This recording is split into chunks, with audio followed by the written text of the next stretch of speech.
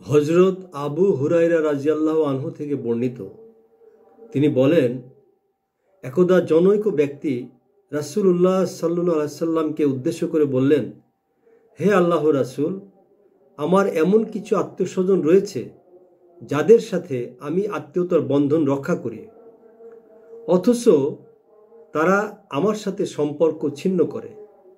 আমি তাদের সাথে ভালো ব্যবহার করি, অথচ তারা আমার সাথে দুর্ব্যবহার করে। আমি তাদের সাথে ধৈর্যের পরিচয় দেই, অথচ তারা আমার সাথে কঠোরতা দেখায়। অতএব তাদের সাথে এখন আমার করণীয় কি? তখন রাসূলুল্লাহ সাল্লাল্লাহু আলাইহি সাল্লাম বললেন, তুমি যদি সত্যি কথাই বলে থাকো, তাহলে তুমি যেন তাদেরকে উত্তপ্ত ছাই খাইয়ে দিচ্ছ।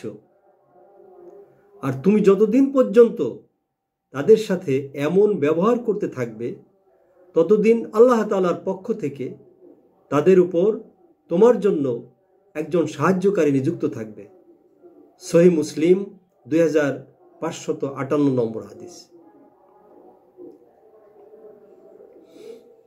তোমরা নিজ বংশ সম্পর্কে ততটুকুই জানবে যাতে তোমরা আত্মীয়তার বন্ধন রক্ষা করতে পারো, কারণ আত্মীয়তার বন্ধন রক্ষা করলে আত্মীয় স্বজনদের ভালোবাসা পাওয়া যায়, ধন সম্পদ ও বয়স বেড়ে যায়। তিরমিজি 1979 নম্বর হাদিস। একদা রাসূলুল্লাহ সাল্লাল্লাহু আলাইহি সাল্লাম মহিলাদেরকে সাদকা করার উপদেশ দিলে নিজ স্বামীদেরকেও সাদকা করা যাবে কিনা সে ব্যাপারে দুজন মহিলা সাহাবী বেলাল রাদিয়াল্লাহু আনহুর মাধ্যমে রাসূলুল্লাহ সাল্লাল্লাহু আলাইহি সাল্লামকে জিজ্ঞাসা করলেন।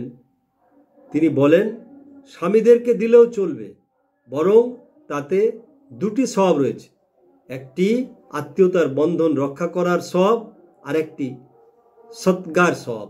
সহিহ বুখারী 1466, সহিহ মুসলিম 1000।